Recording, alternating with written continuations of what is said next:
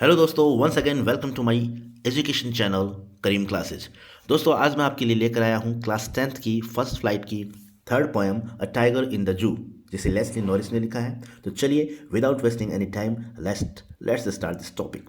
तो सबसे पहले बात करते हैं इंट्रोडक्शन की। इंट्रोडक्शन की बात करते हैं तो देखते हैं।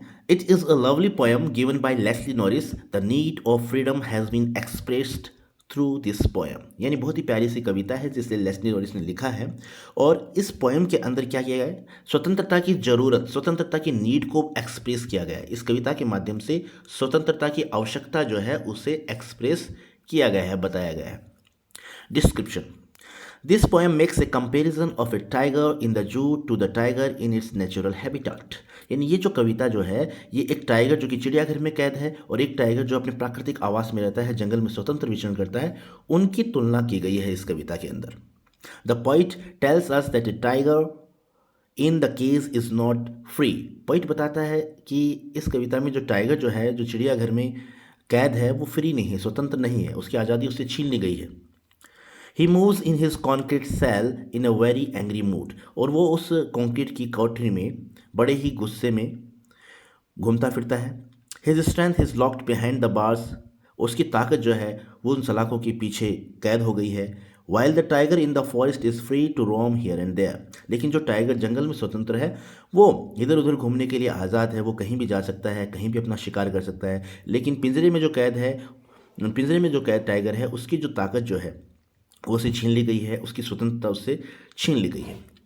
ही hunts freely, he eats food of his own choice.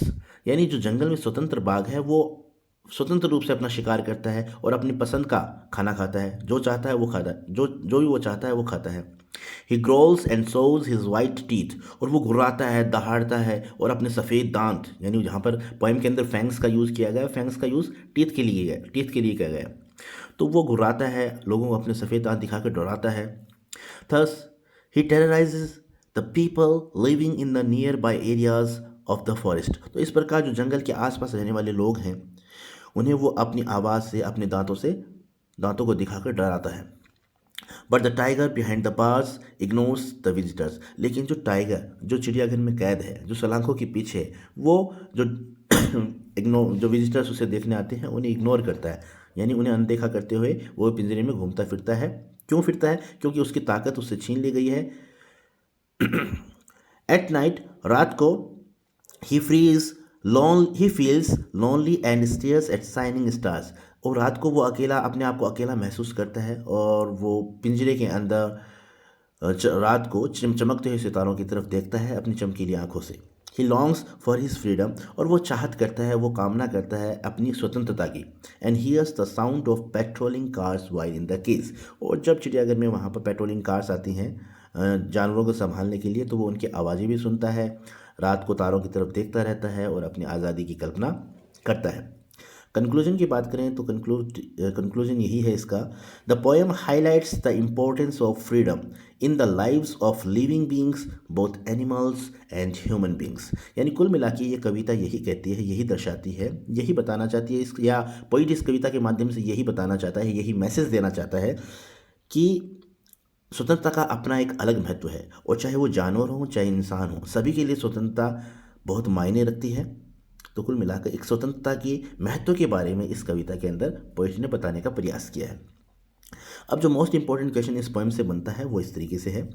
What message does the poet want to give in the line his strength behind the bars. यानी क्या मतलब है और क्या संदेश देना चाहता है पोइट जो है इन लाइनों के माध्यम, इस लाइन के माध्यम से, his strength behind the bars. इस लाइन के माध्यम से कवि क्या संदेश देना चाहता है? तो आंसर इस तरीके से है। By using this line his strength behind the bars, the poet wants to tell the importance of freedom. जैसा कि मैंने पहले भी आपको बताया था कि इस लाइन का यूज़ करके कवि स्वतंत्रता के महत्व के बारे में बताना चाहता है। The poet wants to tell that the natural power and freedom of the tiger is put behind the bars. और पोइट बताता है कि जो प्राकृतिक उसकी जो ताकत थी, जो स्वतंत्रता थी, उसे क्या कर लिया गया है? उसे सलाखों के पीछे कैद कर लिया गया है। He wants to tell us about the freedom of tiger. और वह हमें टाइगर की स्वतंत्रता के बारे में बताना चाहता है। तो कुल मिलाकर इस पोएम में मैसेज यही दिया गया है। मैसेज क्या दिया गया है? मैसेज दिया गया है मैसेज में बताया गया है कि स्वतंत्रता की महत्व के बारे में इस पोएम में बताया गया है। तो ये थी छोटी सी पोएम और जिसे मैंने समराइज़ करने की कोशिश की है। तो ये समरी और ये जो इंपॉर्टेंट क्वेश्चन है आप याद कर लीजिएगा। अगर एग्ज़ाम में इस चैप्टर से कोई क्वेश्चन पूछा जाता है तो मैं समझता हूँ इस समरी से बाहर कोई भी क्वेश्चन नहीं पूछा जाएगा और इस समरी के बेस पर आप आसानी से अपना आंसर कर लेंगे। तो thank you so much for watching this video. Keep watching, keep learning, have a nice day.